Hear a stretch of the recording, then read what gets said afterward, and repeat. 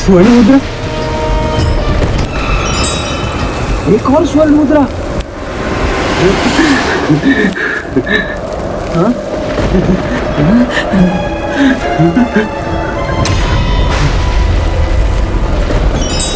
नहीं, मत उठाइए उन्हें, यहाँ किसी बुरी शक्ति का प्रभाव है।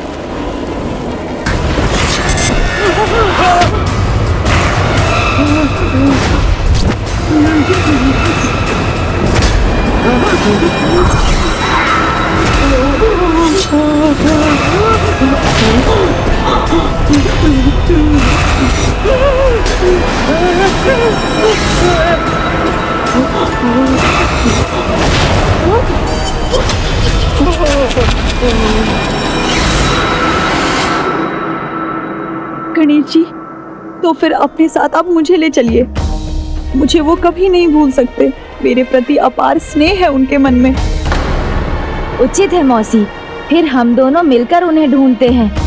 किंतु गणेश जी, हम उन्हें कहाँ ढूंढेंगे? तुम पिशाच बनकर सहस्त्र वर्षों तक काशी में भटकते रहोगे। काशी,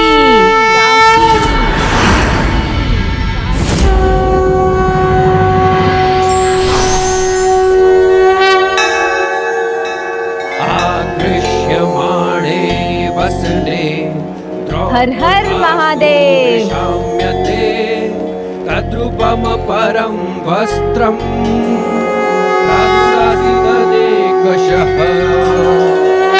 आकृष्यमाणे वसने द्रौपदास्तु विशाम्यते तद्रूपम परम वस्त्रम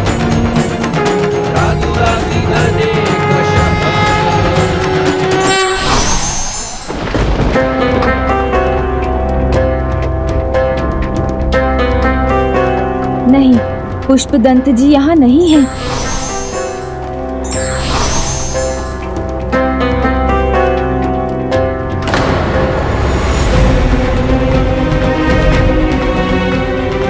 इस विशाल नगर में हम उन्हें कैसे ढूंढेंगे प्रभु? उपाय सूझ गया मौसी। पुष्पदंत जी पिशाच रूप में नगर में नहीं, यहाँ के बाहर निर्जन स्थानों पर या जंगल में मिलेंगे।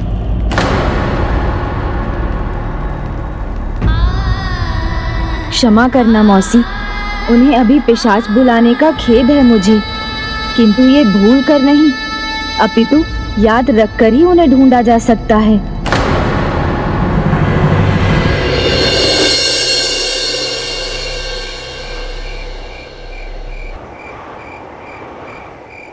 रुको, रुको, वहाँ मत जाना, रुको, रुको, रुको, वहाँ मत जाओ, वहाँ भूत पिशाच का वास है।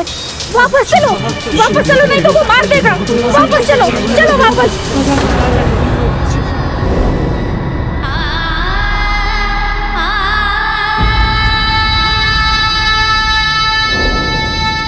जो व्यक्ति सदैव दूसरों को हंसाने के लिए तत्पर रहता था, आज उसके भय के कारण लोग उसकी तरफ देखना तक नहीं चाहते। मौसी, पिशाच योनि से उन्हें शीघ्र मुक्त कराएंगे हम, किंतु उसके लिए सबसे पहले उन्हें ढूंढना होगा। आइए।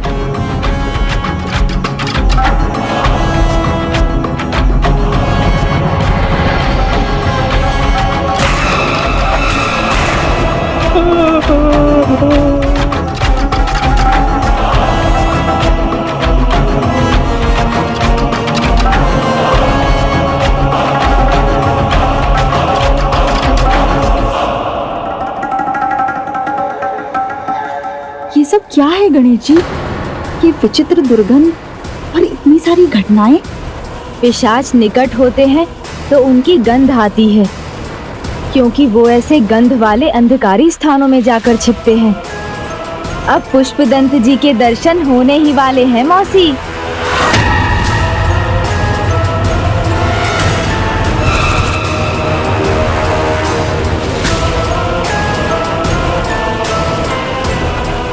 श्रेष्ठ होने के लिए बल नहीं, बुद्धि आवश्यक है। ज्ञान ही श्रेष्ठता प्रदान करता है। मैं तुम्हें श्राप देता हूँ, तुम पिशाच बनकर सहस्त्र वर्षों तक काशी में भटकते रहोगे।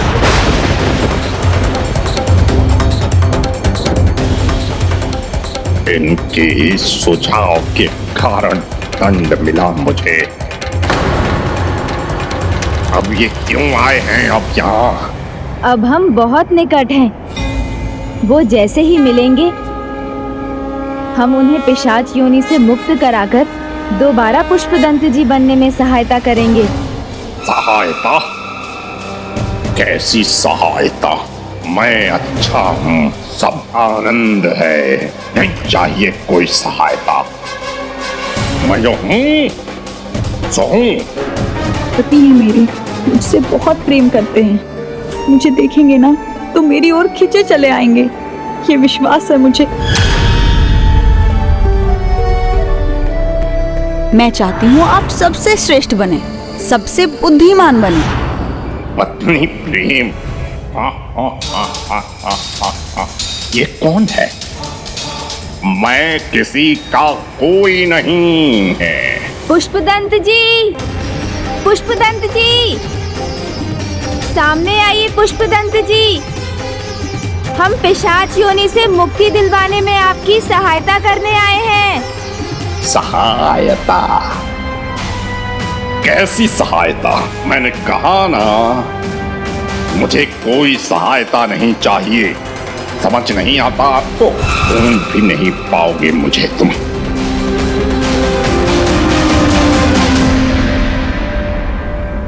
पुष्पदंत जी,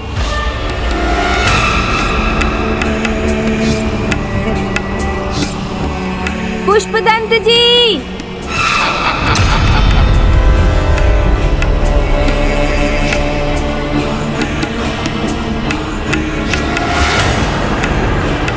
वो वहां है मौसी, उस वृक्ष पर।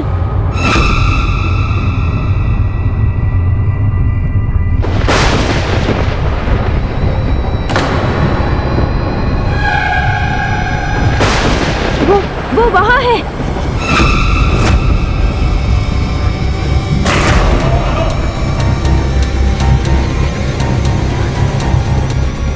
अभी तो यहीं थे वो।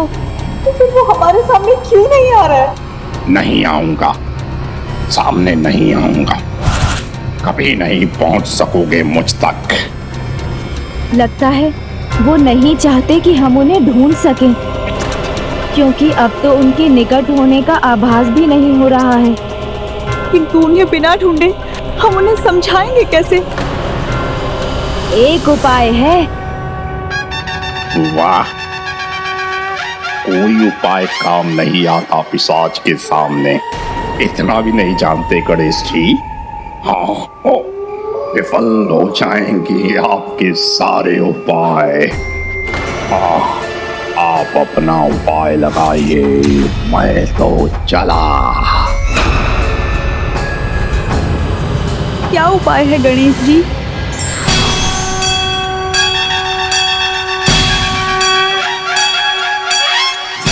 अब मैं नहीं ढूंढूंगा उन्हें, वो तो स्वयं आएंगे मेरे पास।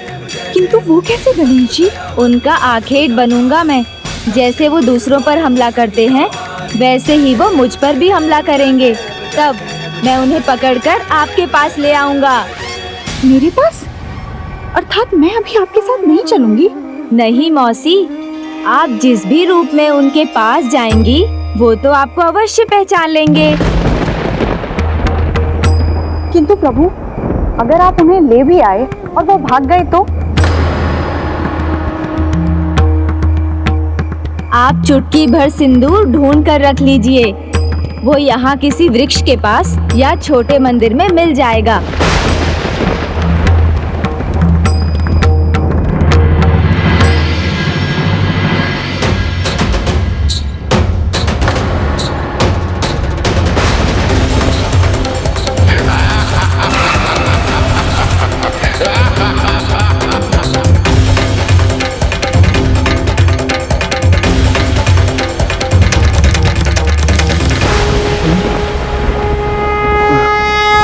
नहीं, नहीं, नहीं, नहीं, अपनी पोटली मुझसे दूर रखो, दूर रखो। पोटली? कैसी पोटली? हंसने वाली पोटली। अवश्य पुष्पदंत जी ने इन्हें सताया है।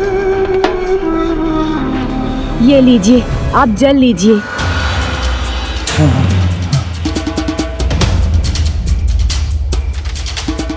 क्या हुआ? लगता है कि आपके सामने पिशाच आया था मेरे सामने। फिर क्या हुआ, बताइए ना। फिर मैं प्रभु का पुजारी हूँ, काशी प्रभु के दर्शन के लिए आया था। दर्शन तो हो गए, किंतु जब लौट रहा था तब मार्ग में मुझे सोने की मुद्रा दिखी।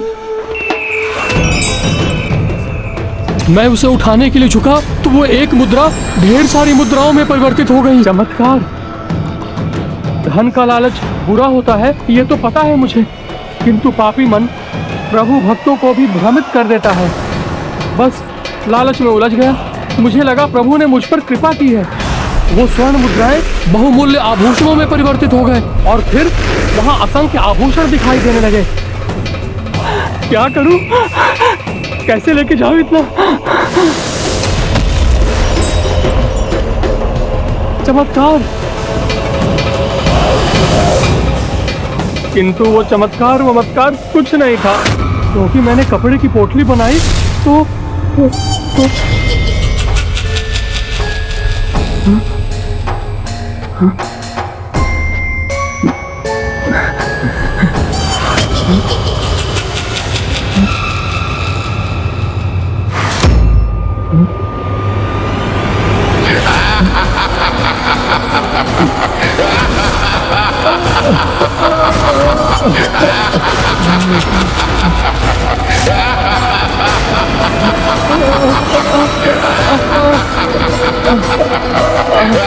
ये पोटली मेरे हाथ से कैसे चिपक गई?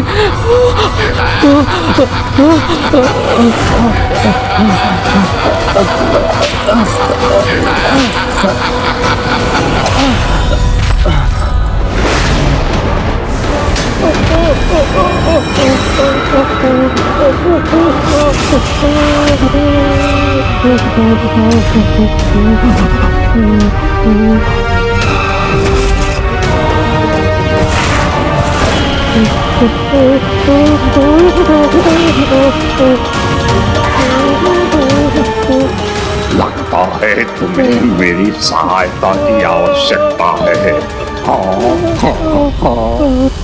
फिर क्या हुआ? फिर क्या महाराज, फिर मैं मूर्छित हो गया। अच्छा, तो आपकी ही चीख की आवाज सुनाई दी थी मुझे। किंतु वो स्वर्ण मुद्राएं आपको कहाँ दिखाई दी थी? यहाँ से कुछ दूरी पर उस वृक्ष के पास। लालच में मत पड़ना महाराज, भ्रम है वो, मुद्रा नहीं, पिशाच का माया जाल है वो। अब तो उस पिशाच के दर्शन करने ही होंगे मुझे।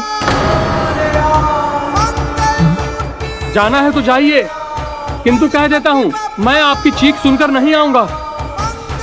बहुत भयानक है वो पिशाच। अब मैं निश्चित होकर किसी और को सताऊंगा।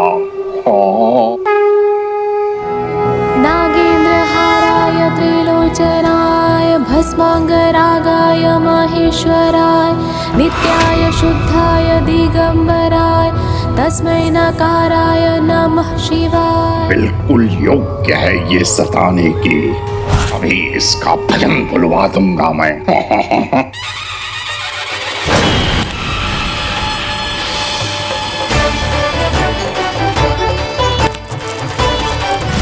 तो आ गए पुष्पदंत जी। अब देखिए कैसे मैं अपनी शक्ति से आपकी शक्ति को रोकता हूँ। ओहो, इतनी स्वर्ण मुद्राएं! आज तो मेरे भाग्य ही खुल गए।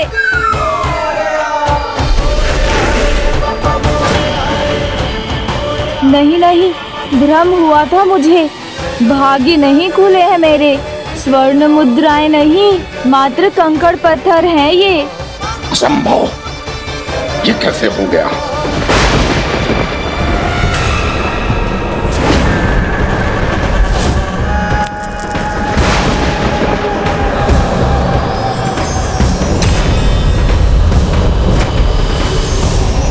ओहो, स्वर्ण मुद्राओं का ढेर।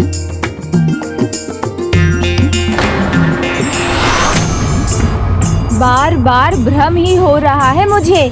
मात्र कंकड़ पत्थर का ढेर है ये स्वर्ण मुद्राएं स्वतः ही पत्थर में कैसे परिवर्तित हो गई? पिशाच की पिशाची क्रिया असफल नहीं होने दूंगा।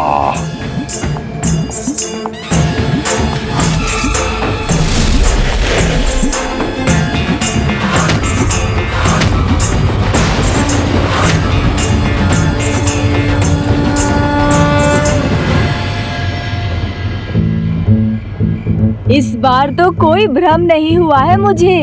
ये तो वास्तव में स्वर्ण आभूषण है, किंतु मैं इन्हें लेकर कैसे जाऊं? अब नहीं बचेगा ये।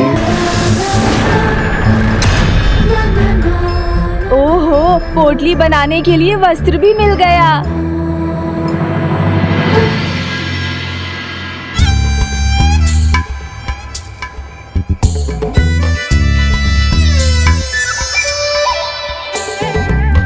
ये क्या हो रहा है मेरे साथ? लगता कुछ और है, होता कुछ और है। ये भी मात्र साधारण घास फूस ही है।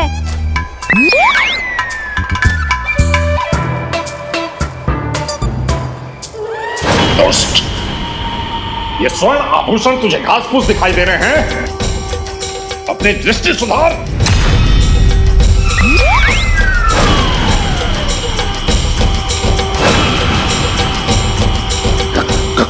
कौन हो तुम?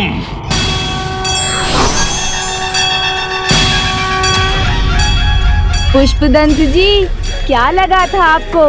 मैं ढूंढ नहीं सकूंगा आपको। ढूंढ तो लिया गणेश जी, पर पकड़ोगे कैसे?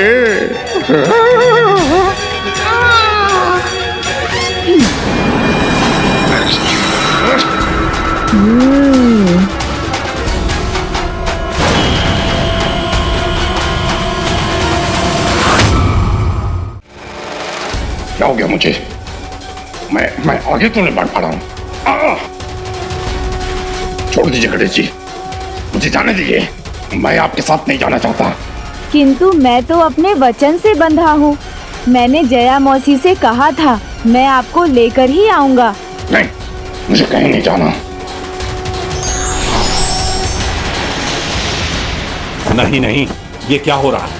मैं इस वस्त्र में कैसे सिमट रहा हूँ? छोड़ दो मुझे।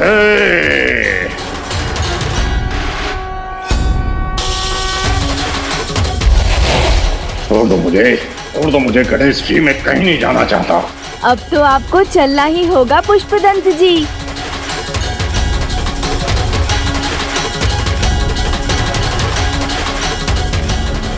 स्वामी, स्वामी कहाँ है पार्वती नंदन? आप उन्हें साथ नहीं लाए? लाया हूँ मौसी, वो यहाँ है। दीजिए मौसी, मुझे सिंदूर दीजिए। हाँ हूँ मैं। अरे मैं कहता हूँ मुझे छोड़ दो।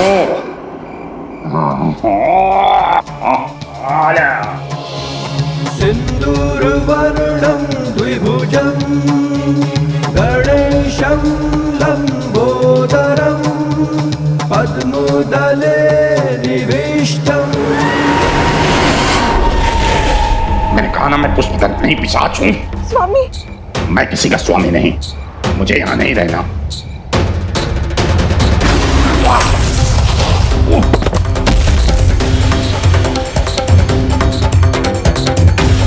सिंदूर के इस अभिमंत्रित घेरे से बाहर निकलना असंभव है आपके लिए पुष्पदंत जी। हम आपको ले जाने के लिए आए हैं, तो आप दूर क्यों भागना चाहते हैं? क्योंकि मुझे कहीं नहीं लौटना। बहुत आनंद आ रहा है मुझे अपने इस रूप में। किंतु हमें भगवान शिव का आदेश है। उन्होंने हमें आपको भक्त की मर्यादा सिखाने भेजा है। संभव है अवश्य प्रभु महादेव के आदेश के पीछे कोई बड़ा उद्देश्य है। आप कैसे सिखाएंगे भक्त की मर्यादा मुझे? आप कैसे सिखाएंगे भक्त की मर्यादा मुझे? धार्मिक कथाओं का पाठ कर। लो सुन लो, कथा सुनकर मुक्ति मिलेगी। कैसा प्रयास है ये? परिहास नहीं, विश्वास है स्वामी। आशा और विश्वास से तो पर्वत भी डिगाए जा सकते हैं। कितनी बार कहना होगा तुझे, मैं किसी का स्वामी वामी नहीं हूं, मैं पिशाच हूं। पिशाच। जो पिशाच आप बन गए हैं उसे पूरी तरह पुष्पदंत पर हावी मत होने दीजिए। समय रहते लौट आइए, हमें अपनी सहायता करने दीजिए। कोई सहायता नहीं चाहिए मुझे, आपकी कथाओं को सुनने का कोई लाभ नहीं। निष्ठावान भक्त था मैं, किंतु क्या मिला मुझे? कैलाश से बाहर निकाला गया, पिशाच योनि का पुरस्कार मिला मुझे। कथा वथा सुनकर क्या हो गया? एक कथा सुन लीजिए, यदि उसका कोई लाभ ना हुआ तो मैं आपको जाने दूंगा, फिर नहीं रोकूंगा।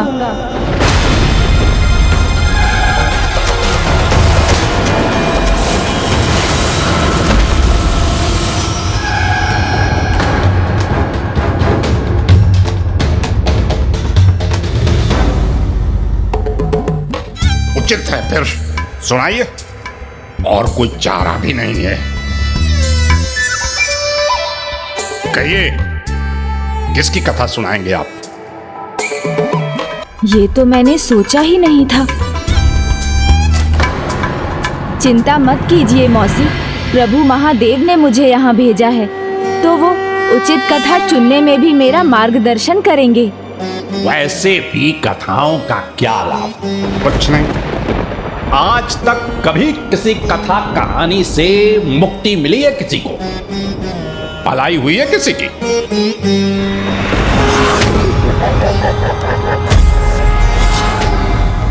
बताइए गणेश जी, ऐसे मिली है मुक्ति किसी को?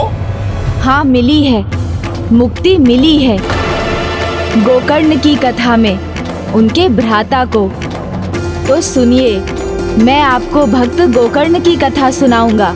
एक ऐसे भ्राता जिन्होंने अपनी भक्ति के प्रताप से अपने भ्राता को मोक्ष दिलाया, उन्हें वैकुंठ तक पहुंचाया। तो यही चाहते थे पिता श्री प्रभु महादेव। पिता श्री प्रभु महादेव की लीला की था कोई नहीं पा सकता। उनकी प्रत्येक लीला के पीछे एक बड़ा कारण होता है। गणेश जी, कैसे लीला? भक्त के महत्व को दर्शाने के लिए उन्होंने ऋषि मार्कंडेय के अद्भुत स्वागत की लीला की। फिर मुझे चुनौती दी कि मैं पुष्पदंत जी को भक्ति का पाठ सिखाऊं। गणेश, यदि उसकी सहायता करनी है तो उसे सर्वप्रथम ये समझाओ कि भक्ति की मर्यादा क्या होती है। अर्थात जो समाधान हम मांग रहे थे वो उन्होंने अपने आप दे दिया। क्योंकि जिस प्रकार गोकर्ण ने अपने भ्राता को कथा सुनाकर मुक्ति दिलाई थी, वैसे ही भक्तों की कथाएं सुनाकर मैं पुष्पदंत जी की मुक्ति का माध्यम बनूंगा और संसार को भी भूत और भविष्य के सभी महान भक्तों का परिचय प्राप्त होगा। उनसे उनके जीवन को प्रेरणा मिलेगी। आप ये समझेंगे कि भक्त की भक्ति की दृढ़ता प्रभु को उसका भाग्य बदलने पर भी विवश कर देती है। गोकर्ण और अन्य भक्तों की कथाओं से आप ये भी सीखेंगे कि परिस्थिति कोई भी हो, प्रभु की भक्ति से कभी नहीं डिगना चाहिए। हाँ, ये पल्लू मिटा दे सिंदूर की रेखा को, तो भागने का अवसर मिल जाएगा मुझे। पुष्पदंत जी, आप मेरी बात सुन तो रहे हैं ना? हाँ हाँ, सुन रहा हूँ, बहुत ध्यान से सुन रहा हूँ गणेश जी। मुक्ति जो पानी है, सुनिए। हाँ हाँ हाँ हाँ, कहने दो इन्हें कथा। ये रेखा मिटेगी तो मैं अपनी ही कथा गढ़ूंगा। तुंगभद्रा नदी के तट पर एक अनुपम नगर बसा हुआ था। उस नगर में वेद के ज्ञान के स्रोत और वेद अनुरूप सभी कार्यों में निपुण एक धनी ब्राह्मण रहते थे। नाम था आत्मदेव। ओम सूर्याय नमः। वो स्वयं सूर्य के समान तेजस्वी थे, महाज्ञानी थे और धर्मनिष्ठ थे। धनी होने के बाद भी बहुत सरल साधारण जीवन जीते थे। आत्मदेव की पत्नी धुंधली, कुलीन भी थी और सुंदर भी, किंतु घर परिवार के दायित्वों की चिंता ही नहीं थी उन्हें। सुख ऐश्वर्य में ही रुचि थी और भोजन, उसके प्रति तो उन्हें बहुत आसक्ति थी। जहाँ एक ओर धुंधली घर का कोई भी कार्य नहीं करना चाहती थी, वहीं दूसरी ओर उसके विपरीत आत्मदेव को प्रत्येक कार्य में आनंद आता था।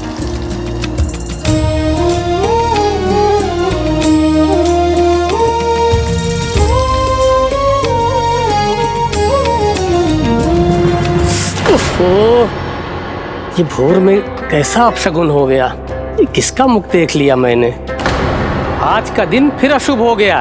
कितनी बार समझाया है तुम्हें कि सुबह सुबह अपना मुखड़ा मत दिखाया करो। मैं तो पौधों को खाद दे रहा था। कोई लाभ नहीं है खाद देने का। ना तो तुम्हारे पौधों में फूल आते हैं, ना तुम्हारी गौ को बछड़ा होता है, और ना ही तुम्हें कोई संतान होती है। तुम्हारे तो मुख पर ही दुर्भाग्य लिखा हुआ है आत्मदेव। फिर वही राग कौन आलाप रहा है? तुम धनी होकर भी निर्धन हो आत्मदेव। ऐसे जीवन का कोई लाभ नहीं है। मैं तुम्हारे स्थान पर होता ना तो किसी नदी में जाकर डूब जाता, या किसी पर्वत से कूदकर अपने प्राण त्याग देता। किंतु भोर में अपना अशुभ अपशकुनी मुख किसी को ना दिखाता। मुख तो हमें तुम्हारा नहीं देखना चाहिए, जो ईर्ष्या की अग्नि में झुलसकर काला हो गया है। यदि तुमसे हमारा सुख नहीं देखा जाता ना, तो अपने घर से निकलना ही बंद कर दो, अन्यथा अपनी दृष्टि ही खो दोगे।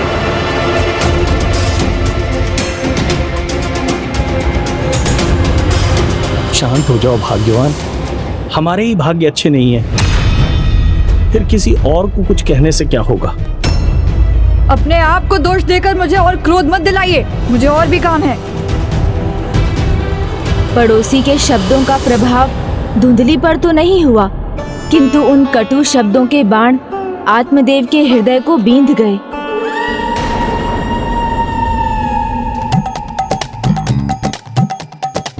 पुष्पदंत जी,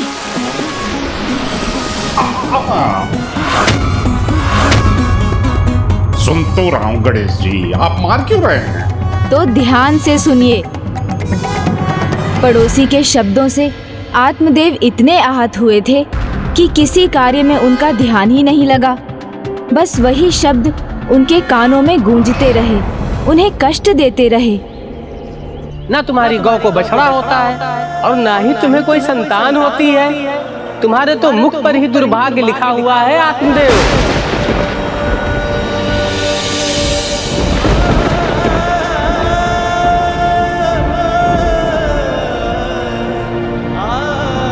कितनी बार समझाया है तुम्हें कि सुबह सुबह अपना मुखड़ा मत दिखाया करो। तुम धनी होकर भी निर्धन हो आत्मदेव। मैं तुम्हारे स्थान पर होता ना तो किसी नदी में जाकर डूब जाता। बस हो गया भोजन।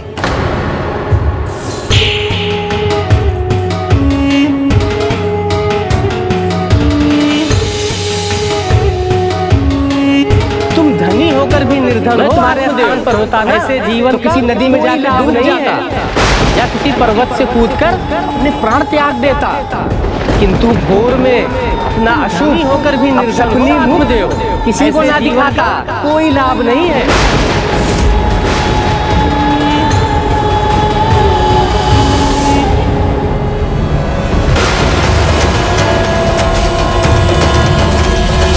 रुकिए ब्राह्मण देवता, रुकिए ब्राह्मण देवता, रुकिए ब्राह्मण देवता। ये आप क्या करने जा रहे हैं? आप जैसे सुविचारी के मन में ऐसा कुविचार आना भी अधर्म है, पाप है। दुख चाहे कुछ भी हो, किंतु आपके तन, मन और आत्मा इतने पवित्र है कि वो इस परिणाम के योग्य नहीं है। फिर मैं किस योग्य हूँ ऋषिवर? इस प्रश्न का उत्तर दीजिए। सदा सबका भला किया, किसी का बुरा नहीं किया, नियमित रूप से प्रभु की पूजा की, फिर भी क्या मैं एक छोटे सुख के योग्य नहीं हूँ? संतान का सुख ही सब कुछ होता है, ये आपसे किसने कहा?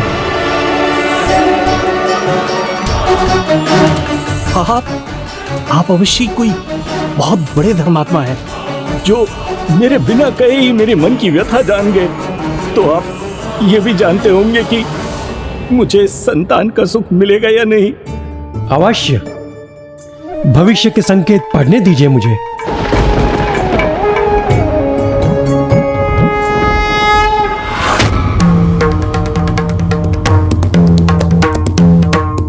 बड़े दुख की बात है, केवल इस जन्म में ही नहीं, आपको 7 जन्मों में संतान सुख नहीं है।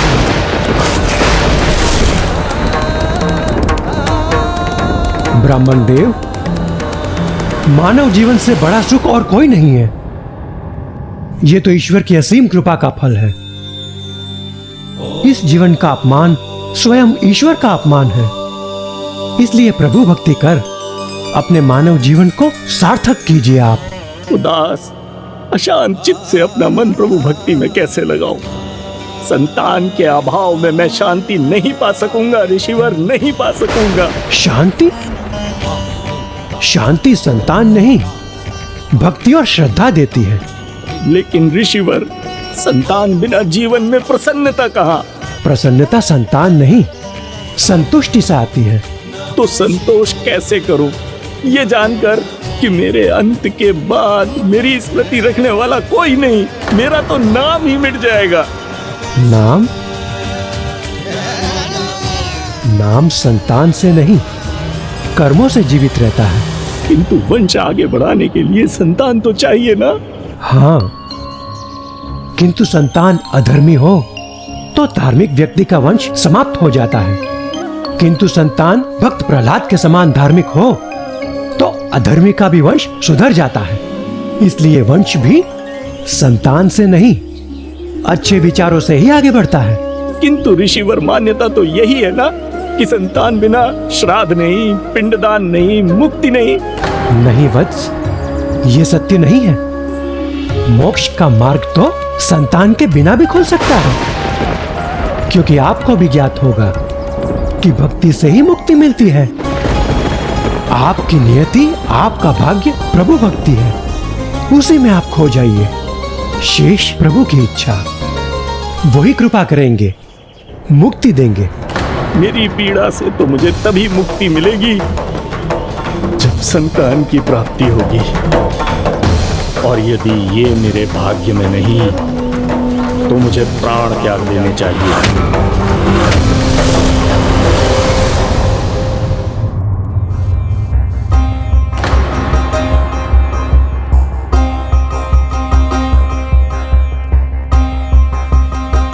लगता है आज शीघ्र ही निकल गए स्वामी।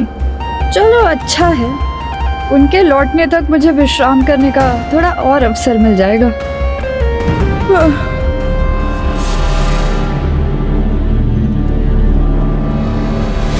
रुकिए ब्राह्मण देवता, एक ब्राह्मण तो सबको धर्म का मार्ग दिखाता है, आप ऐसा अधर्म कैसे कर सकते हैं? मैं अपनी आंखों के सामने ऐसा होते नहीं देख सकता।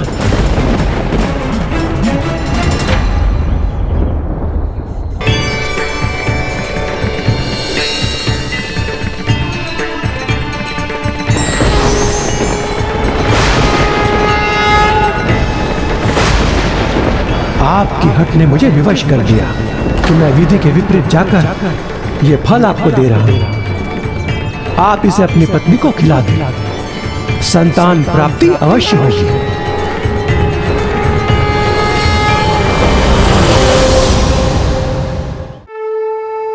किंतु इस फल के फलित होने के लिए आपकी पत्नी को 1 वर्ष तक सात्विक जीवन जीना होगा। सत्य, शौच, दान, दया का पालन करना होगा। एक समय पर एक ही अन्न खाने का नियम रखना होगा। धरती पर सोना होगा। ऐसा करने पर ही बालक का स्वभाव शुद्ध होगा, सात्विक होगा और वो माता पिता को सुख प्रदान करेगा। चेतावनी देना मेरा कर्तव्य है। विधि के, नियति के विपरीत जाकर सुख प्राप्ति का प्रयास दुख ही लाता है। विधि के विधान के विपरीत जाना आप और आपकी पत्नी के सुख को मिटा भी सकता है। अब ये चुनाव आपको करना है कि आप ये आम फल आपकी पत्नी को खिलाना चाहते हैं या नहीं।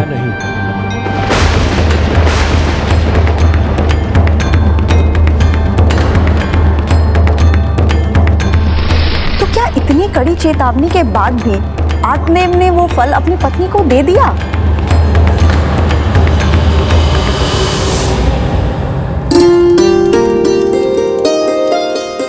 विधि के विधान के विपरीत जाना आप और आपकी पत्नी के सुख को मिटा भी सकता है।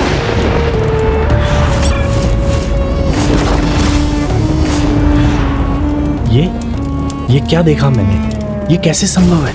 नियति के विपरीत जाकर सुख प्राप्ति का प्रयास दुख ही लाता है।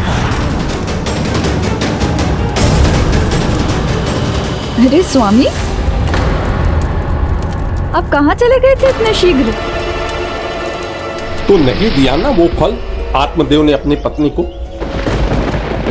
हाँ, किंतु फिर उन्होंने अपना निर्णय बदल लिया। फिर कुछ और ही हो गया। देखिए स्वामी, कौन आया है? ओहो, खुश रहो, बैठो बैठो बैठो। ये ले छुटकी, हलवा खा। स्वामी, ये पुनः माँ बनने वाली है। ये ससुराल से मायके जा रही थी। मैंने कहा 1-2 दिन यहीं रुक जा। अच्छा किया ना? बहुत अच्छा किया। 1-2 दिन रहेगी वो हमारे साथ। हाँ हाँ, बहुत आनंद आएगा मुझे भी और इस अतिथि को भी। दीदी के हाथ का ये विशेष भोजन हलवा खाकर। जीजाजी, मेरा अर्थ है कि मैं और मेरी होने वाली संतान को बहुत ध्यान रखना होता है इसका, पर इसमें भी बड़ा आनंद है। माता पिता बनने से अधिक बड़ा कोई और सुख कहाँ है? तो ये सुख तो मुझे भी मिल सकता है। अरे दीदी, आपने हलवा में घी और गुड़ अच्छी मात्रा में तो डाला है ना? या सदा के समान फिर बचत कर ली? अरे, ऐसे आनंद के अवसर पर मैं बचत के बारे में थोड़ी ही सोच सकती हूँ। वैसे भी ये आनंद सबको थोड़ी ही मिलता है। इसी चक्कर में तो आज नोकझोंक हो गई पड़ोसी से। तब तो आपने भी उसे खूब सुनाया होगा। आप कहाँ रुकी होंगी? हाँ हाँ, तो मैं चुप रहने वालों में से थोड़ी ही हूँ। अब वो कभी ऐसी बातें नहीं कर पाएगा। अब कहने सुनने की कोई आवश्यकता नहीं, क्योंकि मुझे हमारी समस्या का समाधान मिल गया। ये देखो, अब हमें भी शीघ्र संतान की प्राप्ति होगी। संतान प्राप्ति? वो कैसे? एक महान ऋषि ने मुझे ये फल देकर बोला कि अपनी पत्नी को ये फल खिला दो, वो शीघ्र ही गर्भवती हो जाएगी। किंतु तुम्हें 1 साल तक सात्विक जीवन जीना होगा। सत्य, शुद्धता, दया और दान के नियमों का पालन करना है। एक समय पर एक ही अन्न खाना होगा और धरती पर चटाई बिछाकर सोना होगा। चिंता की बात नहीं है प्रिय, ये सत्य है। हमारा संपूर्ण जीवन बदल जाएगा। ये लो, इसे खा लो। मैं प्रभु के मंदिर जाकर भक्ति का फल देने के लिए उनका आभार प्रकट कराता हूँ।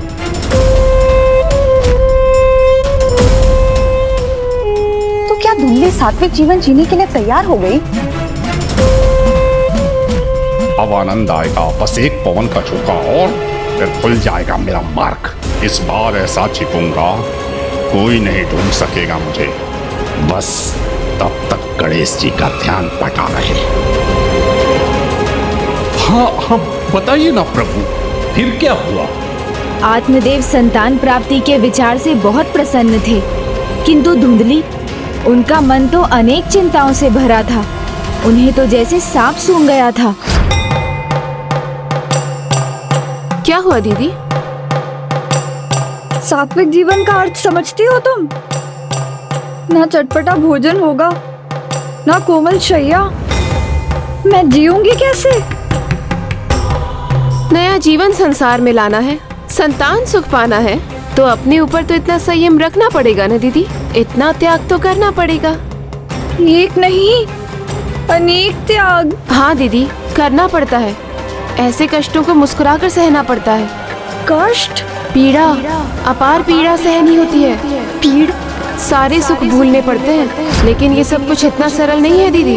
पर तुमने तो कहा था कि माता पिता बनना बहुत आनंददायक होता है। आनंद वानंद कुछ नहीं होता है दीदी। ये तो बस मन को प्रसन्न रखने वाली बात है, किंतु वास्तविकता इससे बिल्कुल उल्टी है। किसी को जन्म देना कष्टों की खान है। देखो ना दीदी, गर्भवती होते ही स्त्री का चलना फिरना कठिन हो जाता है, उल्टियाँ होती हैं, जी मिचलाता है, शरीर बिगड़ जाता है, और प्रसव काल के समय की पीड़ा, ओहो हो, असहनीय, सर्वथा असहनीय। और भय वो अलग, कहीं शुकदेव के समान शिशु गर्भ में ही वर्षों तक ना रह जाए। और दीदी, प्रसव काल के समय जच्चा और बच्चा दोनों के ऊपर मृत्यु मंडराती है।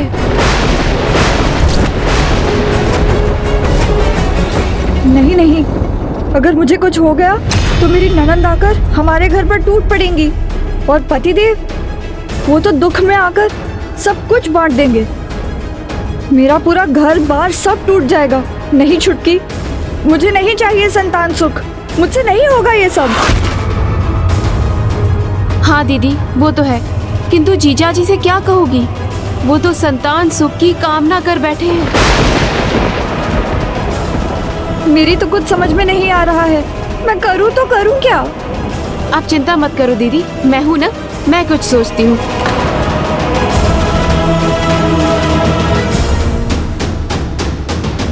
कहीं शुकदेव के समान शिशु गर्भ में ही वर्षों तक ना रह जाए।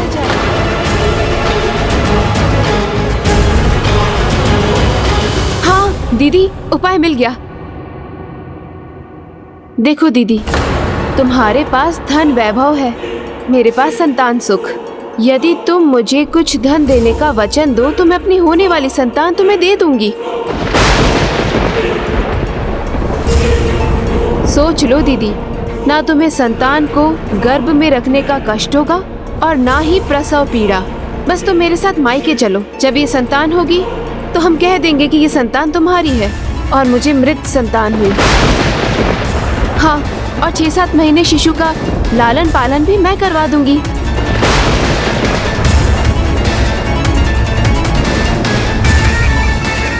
योजना तो अच्छी है, किंतु हमारे पतियों को इसकी भनक नहीं लगनी चाहिए।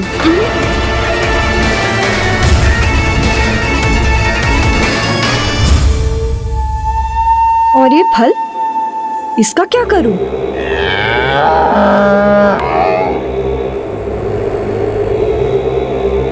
दीदी, ये आम अपनी गौ माता को खिला दो। हाँ हाँ, गौ माता को खिला देती हूँ। योजना हो तो ऐसी हो। तो क्या उन दोनों ने उस योजना पर अमल भी किया और वो फल गौ को खिला दिया धुंधली ने? निर्णय लेने के बाद धुंधली ने अधिक सोच विचार नहीं किया।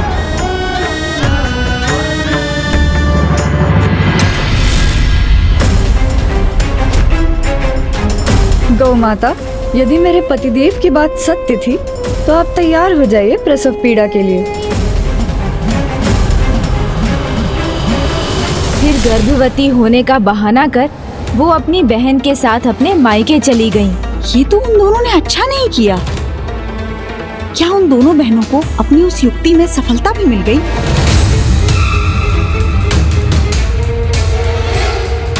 वो प्रतीक्षा के दिन और रात आत्मदेव के लिए बहुत लंबे भी थे और आनंददायक भी। पिता बनने के ही स्वप्न देखते और अपनी होने वाली संतान के लिए पालना और अन्य खिलौने बनाने में ही सारा समय लगाते।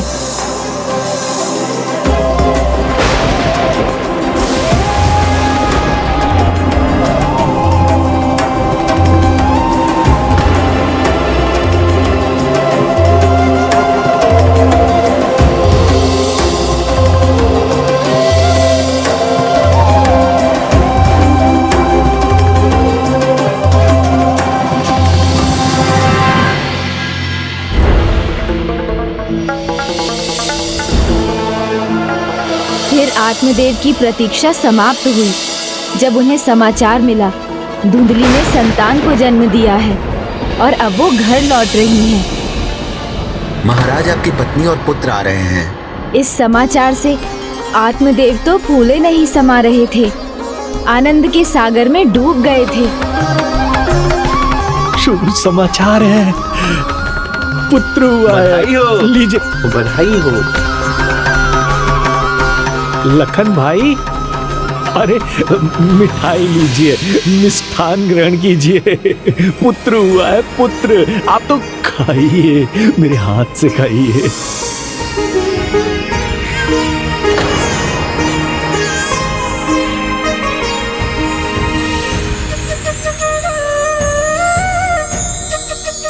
स्वामी, लीजिए, मिलिए अपने पुत्र से।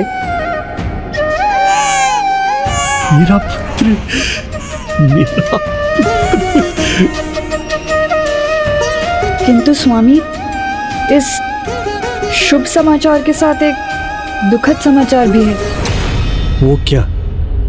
वो जीवित नहीं था, छुटकी का शिशु।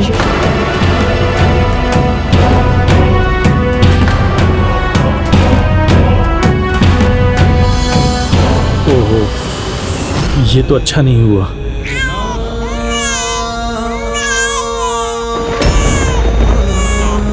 ये हमारा पुत्र रो क्यों रहा है? नहीं, मुझे दीजिए। इतना रोना तो उचित नहीं है, कैसे इसको शांत कराएं? भूख लगी होगी। स्वामी, एक बुरा समाचार और भी है। क्या? और बुरा क्या हुआ है? मैं माँ तो बन गई, किंतु मैं अपने बच्चे को दुग्धपान नहीं करा सकती।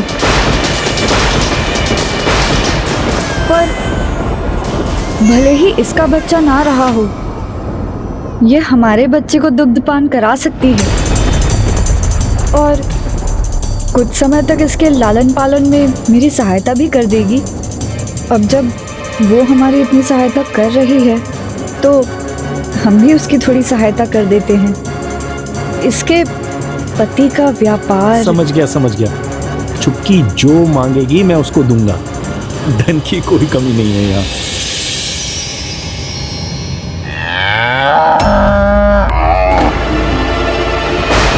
गौ माता? स्वामी, वो गौ माता सुरक्षित तो है ना? हाँ, लेकिन आपको उनका ध्यान कैसे आ गया? अर्थात गर्भवती नहीं हुई तो ये सब व्यर्थ ही था। कुछ नहीं हुआ उस फल से, तो उसे मैं ही खा लेती। ना छोटी को धन देना पड़ता, ना इस बालक को पालना पड़ता। बालक के प्रति दायित्व निभाना धुंधली को अच्छा तो नहीं लगता था, किंतु जब किसी को अपना लो तो उससे लगाव तो हो ही जाता है। मेरा पुत्र, आज मंदिर के पुजारी से इसके नामकरण की बात हुई, तो उन्होंने कहा है कि उचित समय पर रख देंगे।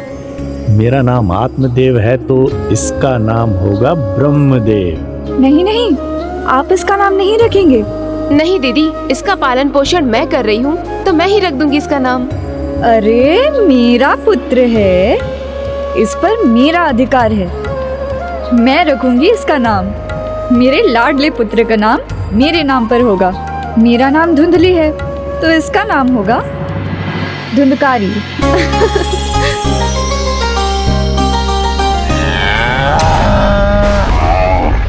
ये गौ माता को क्या हुआ?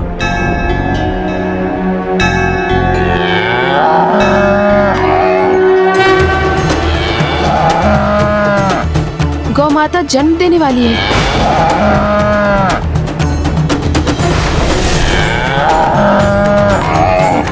मैं गर्म जल की व्यवस्था करती हूँ।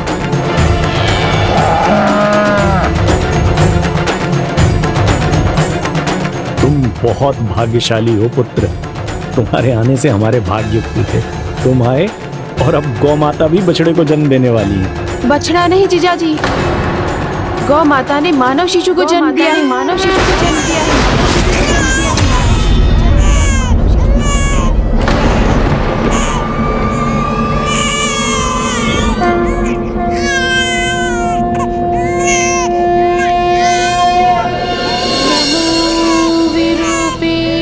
अद्भुत, आश्चर्य, मनुष्य का शरीर और गौ माता के कान।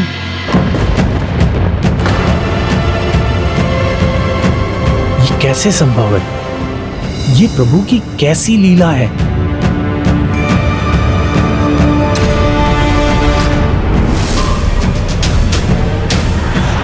कहीं स्वामी पर हमारा रहस्य खुल ना जाए। रहस्यमयी चमत्कारी है प्रभु की लीला। ये तो प्रभु की विशेष कृपा है धुंधली हम पर। प्रभु ने हमें एक और आशीर्वाद दिया है। अब हमारे एक नहीं, दो पुत्र हैं धुंधली। ऋषिवर ने जो फल दिया है उसके वरदान के समान सुफल मिला है। धुंधकारी के साथ इसे भी पालेंगे हम। इस दिव्य बालक के कर्ण गौ के समान है, तो इसका नाम होगा गोकर्ण। गोकर्ण।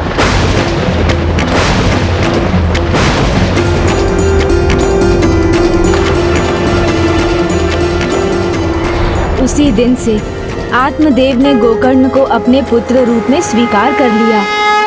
फिर धुंधली, क्या उन्होंने भी गोकर्ण को पुत्र रूप में स्वीकार किया? और क्या छुटकी अपने पुत्र को उनके पास छोड़ सकी? नहीं। तो फिर? धुंधली के कहने पर छुटकी धुंधकारी के लालन पालन के लिए वहीं रुक गई और ऐसे ही कुछ वर्ष बीत गए। फिर गणेश जी? फिर धीरे धीरे धुंधली के मन में भी धुंधकारी के लिए ममता जागने लगी और जैसे जैसे वो दोनों शिशु बढ़ने लगे, ये ममता भी बढ़ने लगी और फिर कुछ और घटित होने वाला था।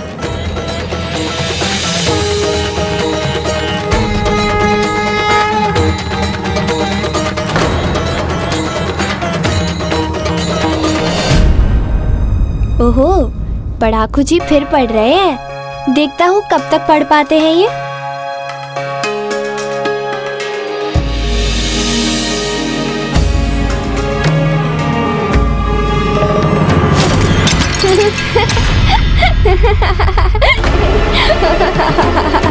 देखा?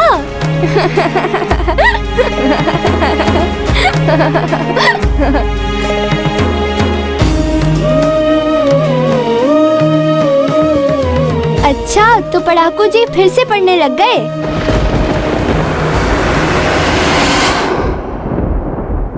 पुत्र देखो, मैंने तुम्हारे लिए कितना स्वादिष्ट हलवा। लो पुत्र, खीर खाओ, मैंने बनाई है।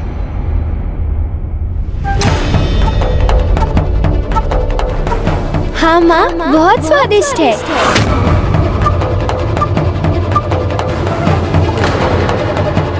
पुत्र, कितनी बार कहा है तुमसे मैंने, ये तुम्हारी मौसी है। माँ मैं हूँ। चलो हटो छुटकी। पुत्र, ये खीर छोड़ो, हलवा खाओ, तुम्हें बहुत प्रिय है ना। माँ आपने मेरे लिए हलवा बनाया है। आप ही मेरी सच्ची माँ हो।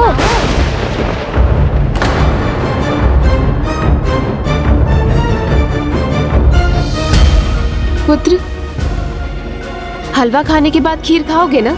नहीं, मेरा पुत्र कोई खीर वीर नहीं खाएगा। अगर तुम्हें देनी ही है तो जाओ उस गौ करने वाले बालक को दो।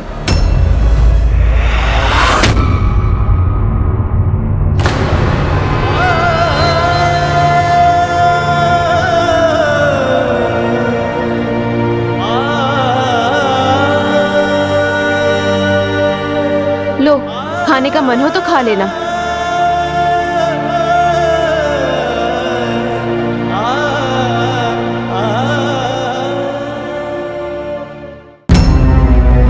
छुटकी मेरे पुत्र के मन में कुछ भर दे और वो उसको अपनी माँ मानने लगे, तो मैं सह नहीं सकूंगी। मुझे कुछ करना होगा। छुटकी, मुझे जो चाहिए था वो मुझे मिल गया और तुम्हें भी मेरे पति से धन मिल गया है। अब तुम्हें जाना चाहिए।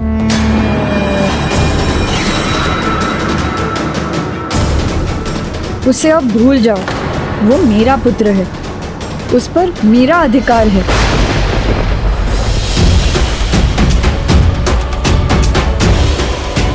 छुटकी चली गई और जीवन उसी प्रकार चलता रहा।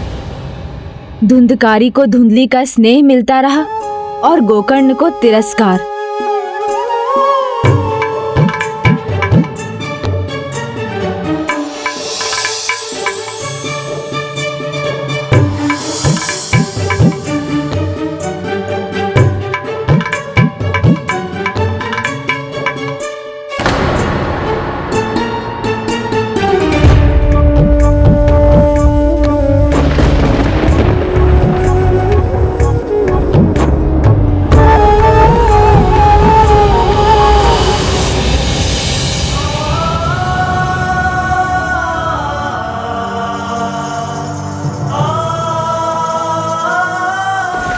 धुंधकारी की जूठन खाता था, उसके उतारे वस्त्र पहनता था। ये पक्षपात आत्मदेव से छिपा ना था, किंतु धुंधली को वो कुछ भी समझाने में असमर्थ थे।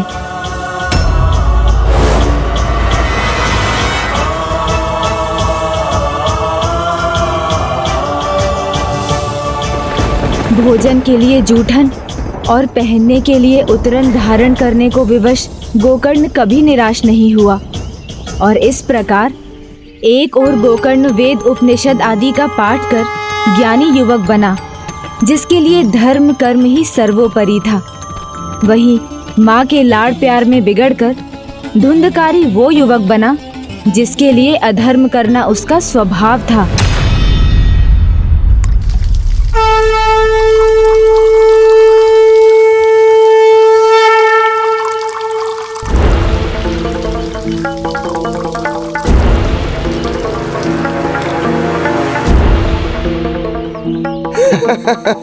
करो करो मित्रों, मदिरा पान करो, आनंद लो जीवन का।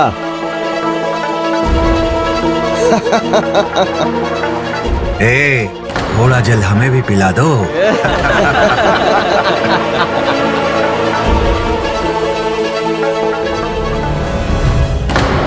लो देखो, हम यहाँ आते हैं सुंदरियों के दर्शन करने, और ये मेरा मूर्ख भ्राता गोकर्ण, ये आता है वृद्धाओं की सहायता करने के लिए।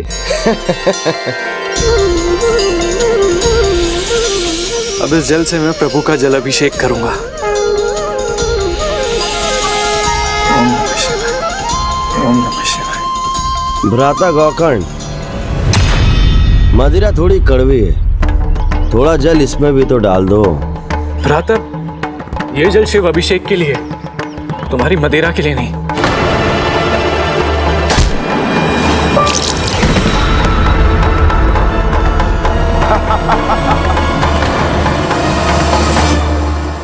कान पे बड़े नेत्र होते ना, तो कम से कम ठीक से चल तो पाते।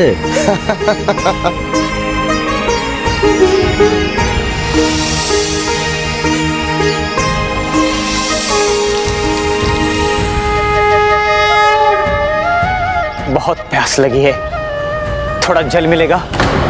ए वृद्ध ऋषि, ये बस धर्म कर्म करता है, ये तुम्हारी प्यास नहीं बुझाएगा। प्यास बुझानी है तो मेरे पास आओ। भ्राता, प्यासे को जल पिलाने से बड़ा कोई धर्म नहीं। शास्त्रों में भी इसका महत्व शिव अभिषेक के समान है, किंतु आप नहीं समझेंगे।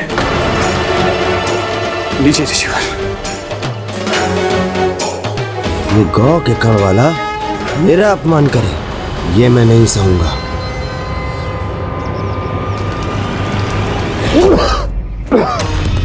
दुष्ट, तुम एक ऋषि को मदिरा पिलाने का पाप कर रहे थे।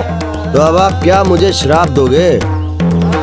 ऋषिवर क्षमा कर दीजिए, मेरे भ्राता को क्षमा कर दीजिए, ना समझे हो। कहा तुम्हारे पिता आत्मदेव, और कहा तुम, मैं क्या तुम्हें श्राप दूं? वैसे भी तुम शापित जीवन जी रहे हो। ऋषिवर, अपने पुत्र धुंधकारी की ऐसी दुर्दशा देख आत्मदेव उसके भविष्य को लेकर अत्यंत चिंतित थे। जहाँ गोकर्ण सद्गुणों का भंडार था, वहीं धुंधकारी अवगुणों का अंबार। धुंधकारी और गोकर्ण एक ही आयु के हैं, लेकिन कहाँ गोकर्ण सदाचारी संस्कारी और कहाँ ये धुंधकारी। आप तुलना मत कीजिए मेरे पुत्र की इस गौपुत्र से। समझने का प्रयास कीजिए, आप बिगाड़ कर उद्दंड बना रही हैं उसे। हम दोनों पे भारी पड़ेगा हमारा पुत्र, जो आज दूसरों के साथ कर रहा है ना, कल हमारे साथ करेगा। नहीं, मेरा पुत्र मेरे साथ ऐसा कभी नहीं करेगा। माँ, बस बहुत हुआ। तुम्हारी जैसी संतान के लिए इस घर में कोई स्थान नहीं। निकल जाओ इस घर से। जब विवेक जागृत हो तब वापस आना। मेरा विवेक तो जागृत है पिताजी। आपको क्या हुआ आज? माँ, मुझे भूख लगी है, भोजन दो। कोई भोजन नहीं मिलेगा तुम्हें। इस घर में तुम्हारे लिए कोई भोजन नहीं है। निकल जाओ यहाँ से। ये क्या कह रहे हैं आप? इसकी अवस्था तो देखिए एक बार। ऐसे में कहाँ जाएगा वो? एक गौपुत्र को आप इतना लाड करते हैं और अपने ही पुत्र को घर से निकाल रहे हैं। अरे दोष क्या है इसका? एक धनी परिवार के बालक ने मदिरा पान कर ही लिया तो इसमें गलत क्या है? हाँ पुत्र, मैं भोजन देती हूँ। आवश्यकता से अधिक ममता और लाड़ भी संतान को भटका देते हैं। यदि उस दिन धुंधली ने आत्मदेव को उसके साथ कठोर होने दिया होता तो धुंधकारी निडर होकर अधर्म के मार्ग पर नहीं चलता। वहीं दूसरी ओर गोकर्ण वेद ज्ञान में निपुण होकर अब अपना ही ग्रंथ लिखना आरंभ कर चुका था। फिर गणेश जी आगे जो हुआ उससे आत्मदेव को अपने भाग्य से परिचित होने का अवसर मिला। पिताश्री देखिए, मैंने अपना ग्रंथ पूर्ण कर लिया है। अति उत्तम पुत्र, अति उत्तम।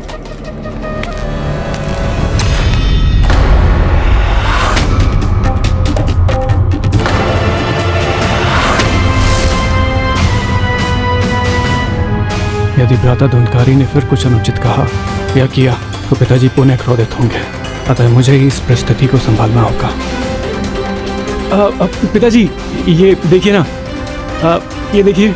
अरे व्यर्थ की बातें करने से कुछ नहीं होने वाला आप दोनों का। ग्रंथों से पेट नहीं भरता, धन से बढ़ता है, आनंद प्राप्त होता है। माँ, भोजन दो। आओ देखो, मैंने तुम्हारे लिए क्या क्या पकवान बनाए हैं। आओ बैठो।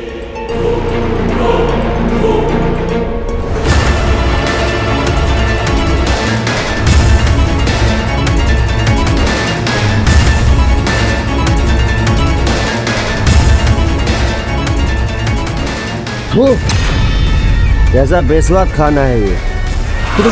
वृद्धा हो गई हैं आप, या तो भोजन बनाना भूल गई हैं। अरे ये तो पशुओं के लिए ही ठीक है। ले जाइए इसे और खिला दीजिए अपने गौकर्ण को। धुंधकारी, पिताश्री, माता पिता का सम्मान नहीं कर सकते तो मत करो। भोजन का तो सम्मान करो जिससे तुम्हें जीवन मिलता है। सीखो कुछ अपने भाई से।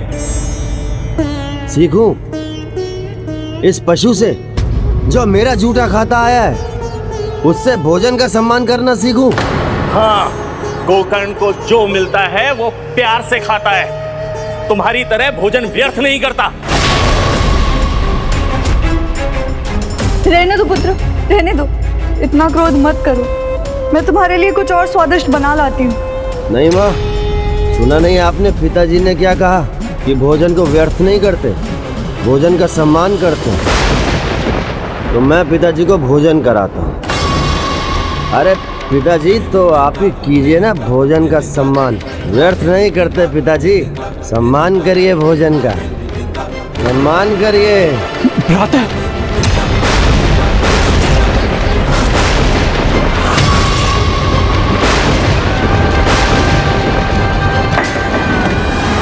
और भोजन को अपमानित नहीं करते हैं पिताजी। और ये रहा आपका सम्मान।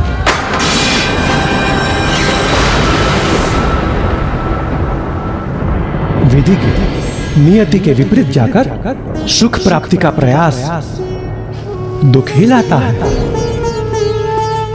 एक पुत्र धर्मात्मा, दूसरा इतना अधर्मी। ऐसे अधर्मी पुत्र को तो घर से ढकेल के निकाल देना चाहिए। बड़ी रोचक कथा है। फिर आगे क्या हुआ? क्या धुंधकारी इस कथा में पिशाच बना?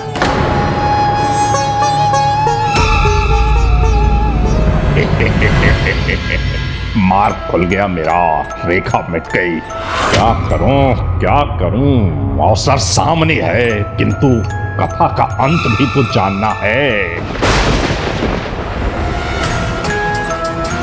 अच्छा, तो ये विचार घुमड़ रहा है इनके मन में। और भी रुचिकर है इसके आगे की कथा, क्योंकि अब आत्मदेव जी के जीवन में एक बहुत बड़ा मोड़ आने वाला था। उनके साथ उनके परिवार के लिए सब कुछ बदलने वाला था। चिंता क्यों करूं? घेरा जो मिट चुका है अब फिर नहीं जुड़ेगा। कथा समाप्त होते ही छूमंतर हो जाऊंगा। कथा सुनेंगे तो समझेंगे कि आपका रुकना क्यों आवश्यक है पुष्पदंत जी। कहिए गणेश जी, आगे की कथा कहिए। पुत्र ने जो अपमान किया उससे आत्मदेव की आत्मा हिल गई। उस घटना ने उन्हें झकझोर दिया।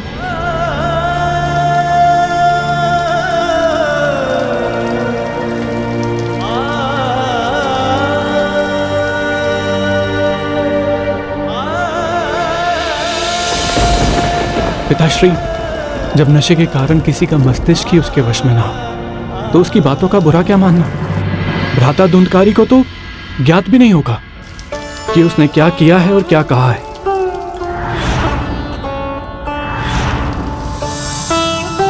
भूल समझ के भूल जाइए पिताश्री, उन्हें क्षमा कर दीजिए। भूल उसकी नहीं, भूल तो मेरी थी। मैं क्या क्षमा करूंगा उसको। आपकी भूल कैसे पिताश्री? विधि के विधान के विपरीत जाना आप और आपकी पत्नी के सुख को मिटा भी सकता है। संभालो संभालो, यहाँ विश्राम करो। हटो।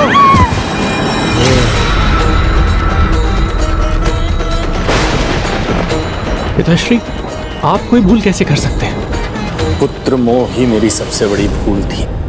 विधि के विधान के विरुद्ध पुत्र जो चाहा था मैंने, उसी का परिणाम है ये। ऐसे पुत्र से तो पुत्रहीन ही रहना बेहतर था। पिताश्री, जीवन देना तो पुण्य कर्म है, इसमें आपका कोई पाप नहीं, कोई दोष नहीं। आपने हम दोनों को समान शिक्षा दी, धर्म पथ पर चलना सिखाया, किंतु कौन से पथ का कौन चुनाव करेगा ये आप निर्धारित कैसे कर सकते हैं? भ्राता सुपथ से भटक गए, किंतु मैंने आपके दिए गए विचारों का पालन किया और मैं ज्ञान साधना में इतना आगे बढ़ गया। वंश भी संतान से नहीं, अच्छे विचारों से ही आगे बढ़ता है। इसीलिए केवल भ्राता का विचार कर अपने मन को दुखी मत कीजिए।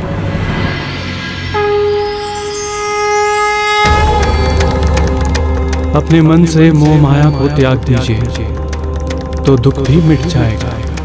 मृत्यु लोक में मोह माया के बंधन से कदाचित ही कोई मुक्त हुआ होगा। कामनाओं के माया जाल में लगभग सभी उलझे हैं। बस यही कारण है दुख और विनाश का।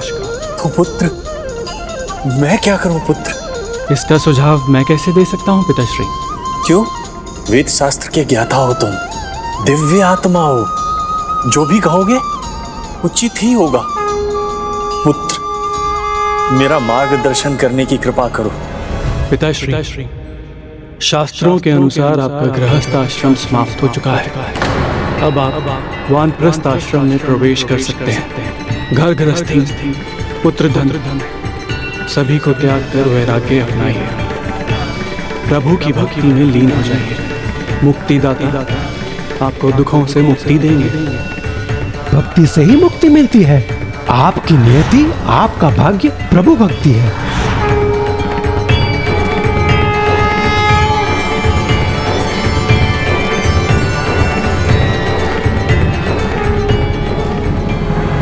पिताश्री,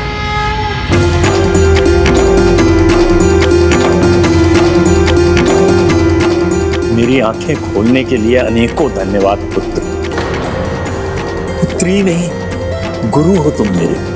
तुमने उचित कहा, वानप्रस्थ ही अब मेरी नियति है। मैं वन की ओर प्रस्थान करूंगा। तुम अपनी माँ से पूछ लो, क्या वो भी मेरे साथ जाएंगी? नहीं जाऊंगी, मैं कहीं नहीं जाऊंगी। एक गौ का बछड़ा कुछ भी कहेगा और मैं मान लूंगी। मैं नहीं आने वाली इसकी बातों में। ये अब यहाँ रहने का अर्थ है दुखों को सहना। सत्य को स्वीकार कर हम वन जाएंगे। नहीं, आपको जाना है तो आप जाइए, मैं यहीं रहूंगी। कुछ दिनों में पुत्र का विवाह होगा, पुत्र वधू आएगी, मेरी सेवा करेगी, मैं ये सारे सुख भोगूंगी। पुत्र ही अपमान करेगा तो पुत्र वधू कैसे मान रखेगी तुम्हारा? सम्मान करेगा। मेरा पुत्र मेरा सम्मान करेगा, मेरी बहुत सेवा होगी, मुझे कोई कमी नहीं होने देगा पुत्र धुंधकारी। वर्षों पहले पुत्र मोह में मैंने एक भूल की थी, आज तुम भी वही भूल करने जा रही हो। भूल मैं नहीं, भूल आप कर रहे हैं स्वामी। जिसका उद्देश्य परिवार में फूट डालकर सब कुछ हड़प लेने का है, उसकी बातों में आकर आप भूल कर रहे हैं। किंतु मेरे रहते ये कुछ हड़प नहीं सकेगा।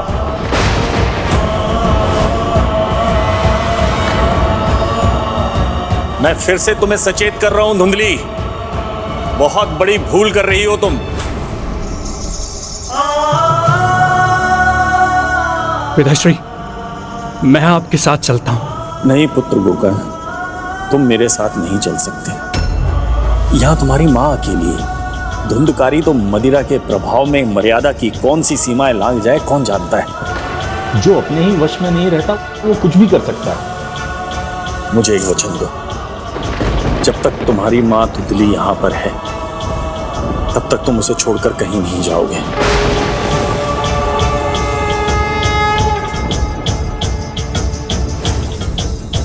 जी पिताश्री। पिताश्री, श्रीमद् भागवत के दशम कांड का पाठ कीजिएगा। स्वयं प्रभु परम श्री कृष्ण से मिलाने में यह पाठ आपकी सहायता करेगा।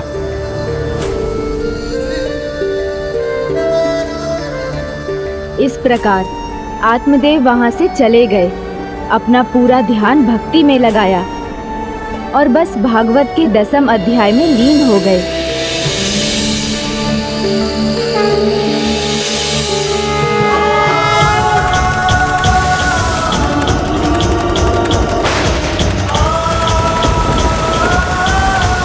कर्म अच्छे हों और पूजा में सच्ची भक्ति हो तो उसका फल अवश्य और शीघ्र मिलता है। उसी प्रकार सच्ची श्रद्धा से भागवत कथा में लीन आत्मदेव की भक्ति भी फलित हुई।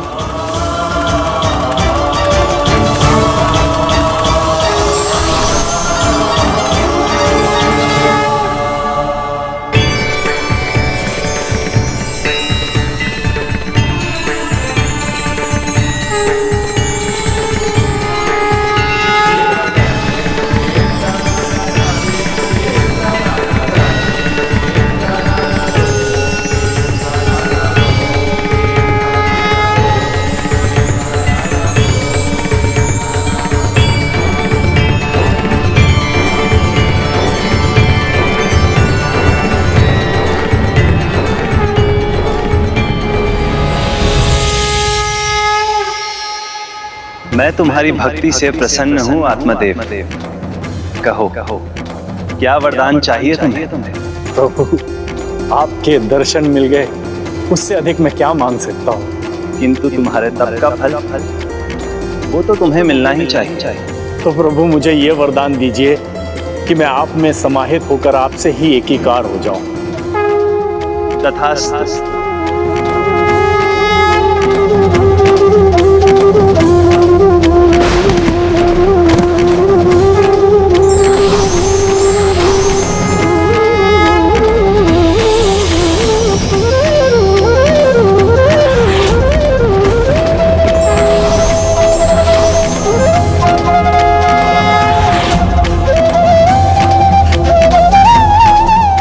श्री हरि, श्री हरि, श्री हरि।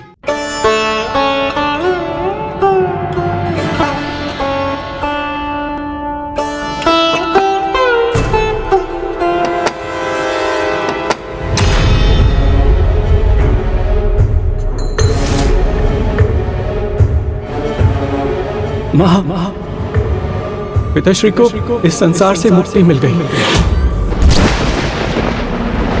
मां दुखी मत होइए, ये तो पिताजी के लिए सौभाग्य की बात है। उन्हें परम श्री कृष्ण का धाम मिला। मां मां मां मां मां दुखी मत होइए। मां मां मां मां मां द्वार खोलिए। मां मां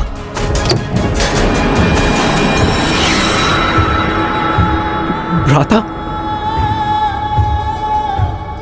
वो पिताश्री सामने से। मां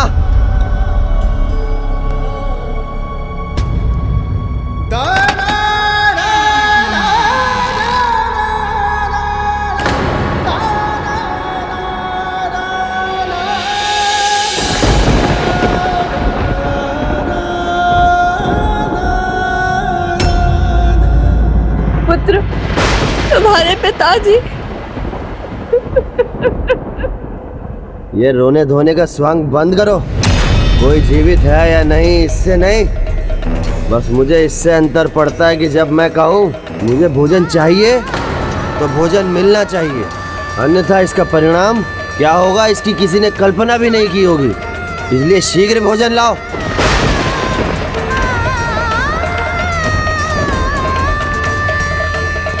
एक बार गलत मार्ग पर निकल जाओ तो लौटना कठिन होता है, और धुंधकारी तो अब दोषों की खाई में ही गिर पड़ा था। वो अंधकारी खाई जो उसे महाप्रेत पिशाच बनने की ओर ले जा रही थी।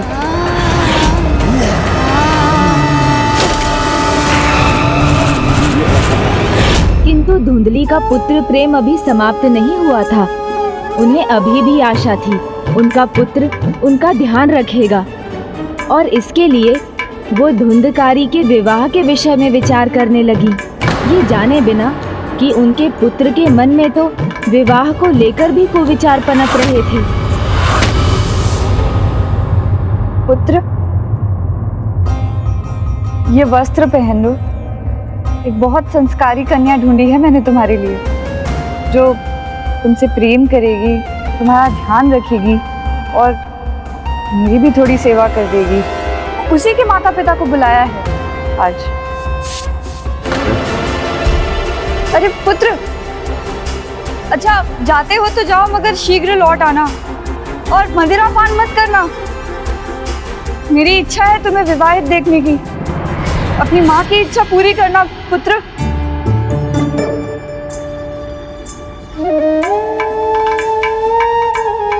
आपका घर तो बहुत अच्छा है, किंतु आपके पुत्र से भी भेंट हो जाती तो? बस थोड़ी देर और प्रतीक्षा कर लीजिए, मेरा पुत्र बस आता ही होगा।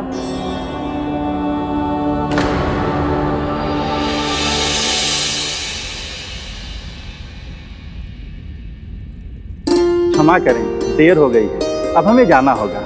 आप कहें हम कल फिर से आ जाएंगे। बस कुछ समय और रुक जाइए, मेरा पुत्र बस आता ही होगा। आता होगा नहीं माँ, आ गया। आओ मेरी पंचरत्नों, मुझे संभाल लो।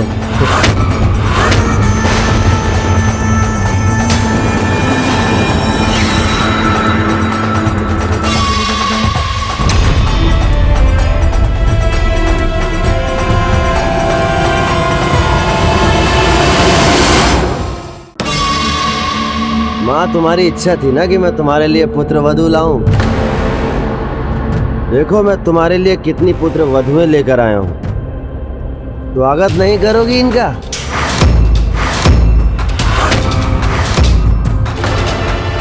तुम ही कहती थी ना कि वो पुत्र वधू चाहिए जो मुझसे प्रेम करे, जो मेरा ध्यान रखे।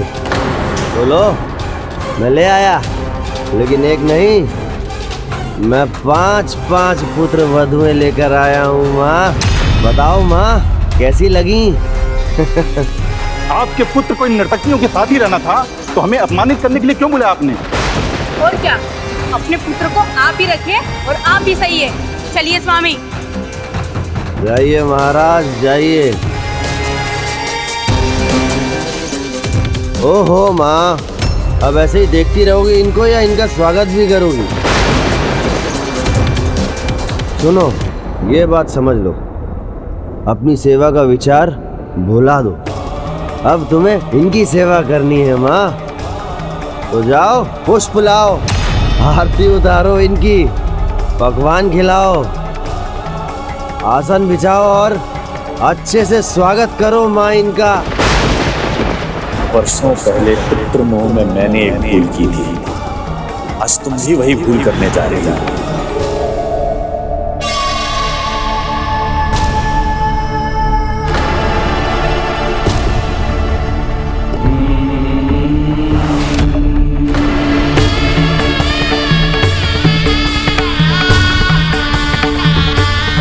अंततः वो घड़ी आ ही गई जब धुंधली को ये आभास हुआ कि संतान की परवरिश में अत्यधिक लाड़ प्यार और अनुशासनहीनता से दुखद परिणाम ही प्राप्त होते हैं।